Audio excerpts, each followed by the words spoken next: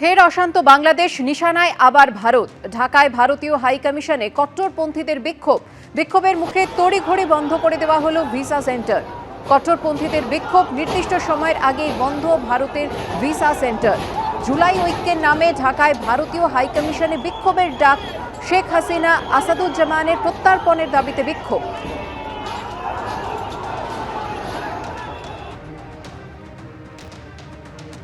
ফের অশান্ত বাংলাদেশ, ভারতীয় হাইকমিশনে কট্টরপন্থীদের বিক্ষোভ। ভারতীয় হাইকমিশনে এই বিক্ষোভ। দিল্লিতে বাংলাদেশের হাইকমিশনারকে তলব। বিদেশ মন্ত্রকে বাংলাদেশের হাইকমিশনার রিয়াজ হামিদুল্লাহকে তলব। বাংলাদেশের হাইকমিশনারকে ডেকে কড়া বার্তা বিদেশ মন্ত্রকের। কিছু গোষ্ঠী নিয়ে বাংলাদেশকে কড়া বার্তা ভারতীয় বিদেশ মন্ত্রকের।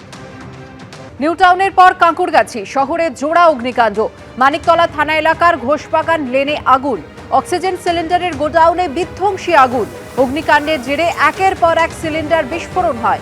কয়েক কিলোমিটার দূর থেকে সিলিন্ডার বিস্ফোরণের শব্দ শোনা গেছে।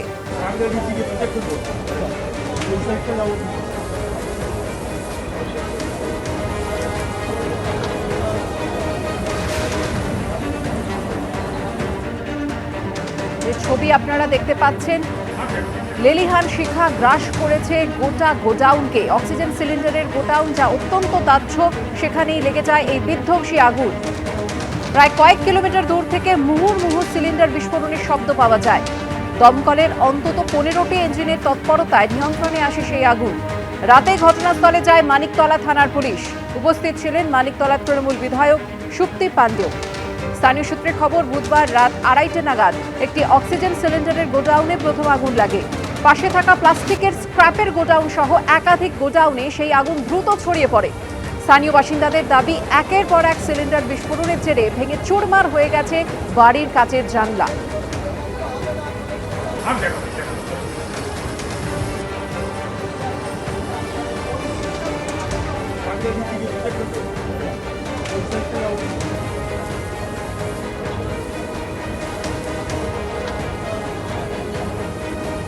আর এর আগে নিউটাউনের ঝুপড়িতে লেগে যায় বিধ্বংসী আগুন। ইকো পার্কের 6 নম্বর গেটের কাছে ঝুপড়িতে বিধ্বংসী অগ্নিকাণ্ড।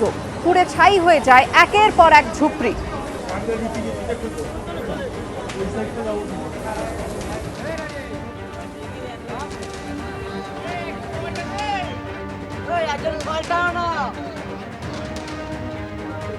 সন্ধ্যা 7টার কিছু পরে বিধ্বংসী আগুন লাগে নিউ টাউনের এই ঘুনি বস্তিতে, এবং ইতিমধ্যে দমকলের 15টি ইঞ্জিন এখানে কাজ করছে, এবং যে ছবি দেখা যাচ্ছে যে শতাধিক বস্তি কার্যত পুড়ে ছাই হয়ে গিয়েছে। এদিন 7টার কিছু পরে আগুনের শিখা প্রথম দেখতে পান স্থানীয় বাসিন্দারা, এবং নিমিষের মধ্যে আশপাশে যে কটি ঘর লাগোয়া ছিল সবকটি কিন্তু কার্যত এই আগুনের যে গ্রাসে তা কিন্তু চলে আসে। এই মুহূর্তে বস্তির আমরা একটা নির্দিষ্ট দিকে রয়েছি, সেখান থেকে যতদূর চোখ যায় যে পুরো যে জায়গা পুরোপুরি ভস্মীভূত হয়ে গিয়েছে। দমকল একটা নির্দিষ্ট জায়গা থেকে কাজ করছে, তার কারণে অনেকটা বড় জায়গা জুড়ে কিন্তু এই আগুন লেগেছে।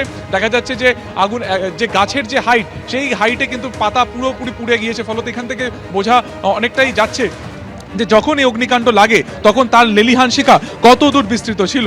এবং শীতের সময় এখানে বহু মানুষ তারা কিন্তু কার্যত বাস্তুহারা হলেন, যেখানে সাইকেল ভ্যান থেকে শুরু করে সমস্ত কিছু কার্যত দুমড়ে মুচড়ে গিয়েছে। এবং কিভাবে এই আগুন লাগলো গোটা বিষয়টি আপাতত কিন্তু খতিয়ে দেখা হচ্ছে। এবং এখানে যারা থাকেন তারা কিন্তু কার্যত দৈনন্দিন যে রুজি রোজগার সেটার উপরে তারা নির্ভরশীল। কেউ ভ্যান চালক, কেউ টোটো চালক, কেউ বা অন্যের বাড়িতে কাজ করেন। এরকম দিন আনি দিন খাই পরিবার। স্বাভাবিকভাবে এই অগ্নিকাণ্ডের জেরে তারা কিন্তু কার্যত এক লহমাতে তারা কিন্তু বাস্তু হারাও যেমন হয়েছেন, তেমন কিন্তু তারা পেশা হারাও কার্যত হয়ে গিয়েছেন। দেখা যাচ্ছে যে বিভিন্ন জায়গাতে এই মুহূর্তে বিস্তীর্ণ জায়গা জুড়ে আগুনের শিখা দেখা যাচ্ছে। যদিও দমকল সূত্রে যেটা খবর যে আগুন ছড়ানোর কোনো আশঙ্কা নেই। বিভিন্ন জায়গাতে আগুন কিন্তু এই মুহূর্তে পকেট ফায়ার সেটা দেখা যাচ্ছে। 15টি ইঞ্জিন এই মুহূর্তে কাজ করছে, এবং আমরা দেখতে পাচ্ছি হ্যান্ড পাম্পের মাধ্যমে এখানে যারা সাধারণ মানুষ রয়েছেন তারা বালতি করে জল আনছেন, এবং তারা যতটা পারছেন দমকলের সাথে তারা আগুন কিন্তু নেভানোর কাজ করছেন। পুরো যে এলাকা বিদ্যুৎ বিচ্ছিন্ন করে দেওয়া হয়েছে। প্রচুর মানুষ তারা কিন্তু এই মুহূর্তে একেবারে বাস্তুহারা হয়ে গেলেন।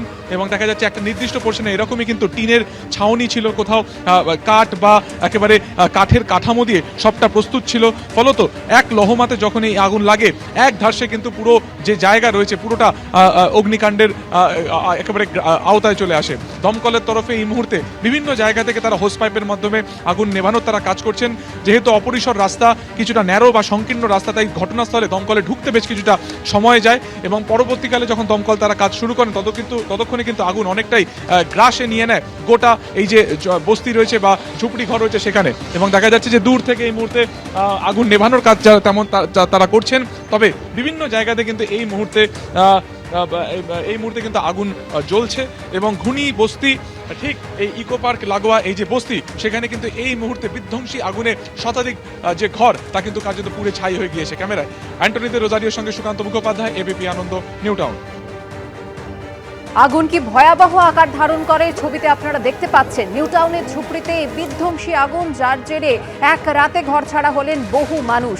ইকো পার্কের 6 নম্বর গেটের কাছে ঝুপড়িতে এই বিধ্বংসী অগ্নিকাণ্ডের ঘটনা ঘটে।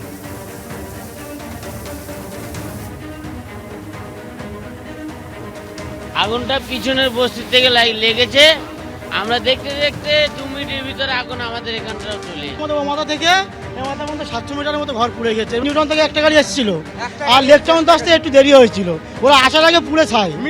আসতে পারছে না ছোট গলি বলে। নিউ টাউনে অগ্নিকাণ্ডের ঘটনা নিয়ে তৃণমূলকে নিশানা বিজেপি নেতা অমিত মালব্যর। এসআইআর শুনানির কয়েকদিন আগে ইকো পার্কের কাছে ঝুপড়িতে আগুন। শুনানির জন্য বাংলাদেশি ও রোহিঙ্গাদের কমিশনের নোটিশ পাঠানোর আগেই আগুন। পশ্চিমবঙ্গে এসআইআর শুরুর পর থেকেই কলকাতা শহরতলির খালি ঝুপড়ির ছবি প্রকাশ্যে এসেছে। ঘর বন্ধ করে অনেক ঝুপড়িবাসী সীমান্ত পেরিয়ে বাংলাদেশে চলে গেছে। কয়েকজন বাংলাদেশি এখানে ছিলেন। এমন ভয়াবহ আগুনের পরেও কেন দমকলের পর্যাপ্ত ইঞ্জিন গেল না, বিষয়টি নিয়ে গুরুতর প্রশ্ন উঠছে। নিউ টাউনে অগ্নিকাণ্ড নিয়ে পোস্ট অমিত মালব্যর। এবিপি আনন্দ, এগিয়ে থাকে, এগিয়ে রাখে।